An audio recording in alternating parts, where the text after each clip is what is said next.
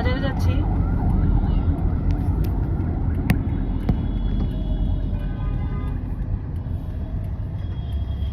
কত এখানে?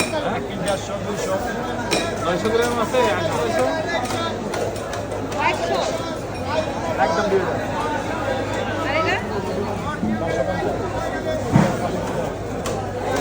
এটা 1050 এটা 1150 অনেক ভালো মাছ এখন যে পাগল মোটা হয়ে যাচ্ছে ধরেন না দোষের খুশ হয়েছে বল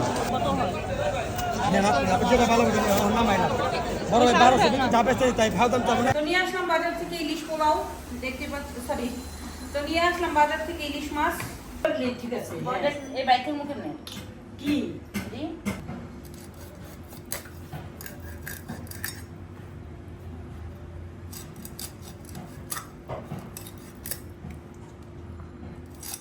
শুরু করে দিলাম রান্না। প্রথমেই প্যানটা বসানোর পরে আমরা পেঁয়াজ দিলাম পরিমাণ মতো, তারপরে আছে দারচিনি, এরপরে হচ্ছে তেজপাতা, পেঁয়াজ বাটা দিয়ে লাল লাল করে নিলাম। ভালো করে লাল লাল করে নিতে হবে যাতে প্রত্যেকটা মশলা মিক্স হয়ে যায়। এরপরে আমি দিয়ে দিলাম হলো যে আদা এবং রসুন মিক্স ছিল এটার মধ্যে। আদা রসুন মিক্স করার পরে আরও এটা ভালো করে লাল লাল করার পরে দিলাম হচ্ছে কাঁচামরিচ বাটা, যেটা আমা এটাকে বেটে রেখেছিল। এরপরে দিয়ে দিলাম টমেটোর সস। জাস্ট টমেটোগুলি আমরা ব্লাইন্ড করে নিছি। তারপরে কিন্তু আমি লবণটা দিয়ে দিলাম পরিমাণ মতো লবণ দেওয়ার পরে আমরা দিলাম হলো যে এখানে সব ধরনের মশলার মিক্স। এখানে আছে জায়ফল, জয়ত্রী, কালো এলাচ, এরপরে সব ধরনের, এক কথায় যত মাংসের মশলা আছে সব মশলার মিক্স আমি এখানে দিয়ে দিলাম যাতে ফ্লেভারটা ভালো আসে। এরপরে দিয়ে দিলাম শাহি জিরা। শাহি জিরাতে দিলে কিন্তু ফ্লেভারটা খুবই ভালো আসে।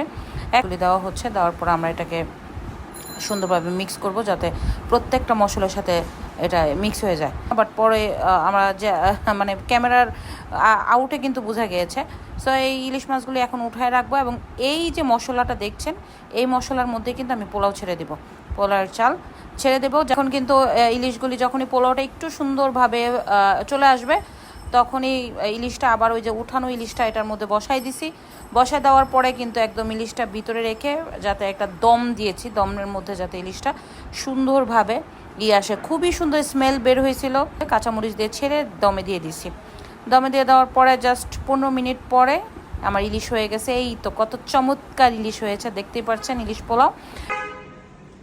তো এই যে খাচ্ছি ইলিশ পোলাও। আজকে রান্না করেছি নিজেই, সামর্থ্য অনুযায়ী 25-30 জনের জন্য রান্না করেছি। তো দেখি খাবারটা কেমন হয়েছে, আগে আমি খাই, এরপরে এখন একটু পরে যাব বিলাইতে। এটা হচ্ছে গরিবের ইলিশ পোলাও, খুবই ভালো হয়েছে। এটা হচ্ছে গরিবের ইলিশ, বড় লোকের ইলিশ হলে এই সাইজ হতো, আর গরিব ইলিশ দেখে এই সাইজ। তো যাই হোক, এটা হচ্ছে সম্পূর্ণ মুরগি দিয়ে ইলিশ পোলাও বিরিয়ানি এবং মুরগির মাংসটা আমি আমার সামর্থ্য অনুযায়ী কিছু ক্ষুধার্ত মানুষের মধ্যে আজকে বিতরণ করব, প্রায় করি। তো আশা করি তারা খাবারটা খেয়ে আমাকে দোয়া করবে, কারণ খাবারটা আমি যেয়ে বললাম খুবই ফার্স্ট ক্লাস হয়েছে। মানুষের জন্য রান্না করেছি নিজ হাতে ইলিশ পোলাও এবং মুরগির মাংস। তো দেখেন খুব সুন্দর হয়েছে আমার রান্না করা ইলিশ পোলাওটা।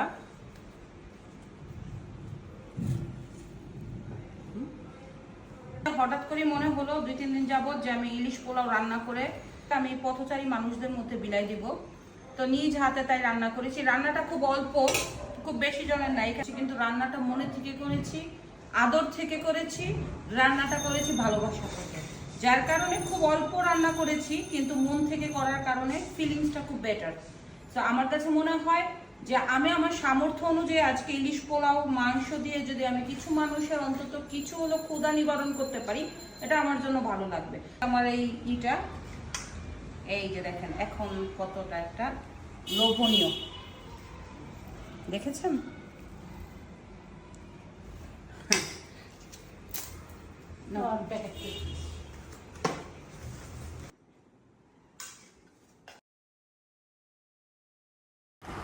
হয়ে গেল আমাদের ইলিশ পোলাও এবং চিকেন বিরিয়ানি।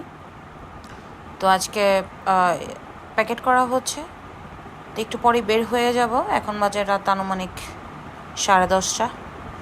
তো গোছাইতে প্রায় 3 ঘন্টা লাগলো, সে বিকাল থেকে কাজ ধরেছি। এখানে আমার 2 বোন, আমার মা আমাকে যথেষ্ট হেল্প করেছে ব্যাপারে, তাদের জন্য দোয়া করবেন।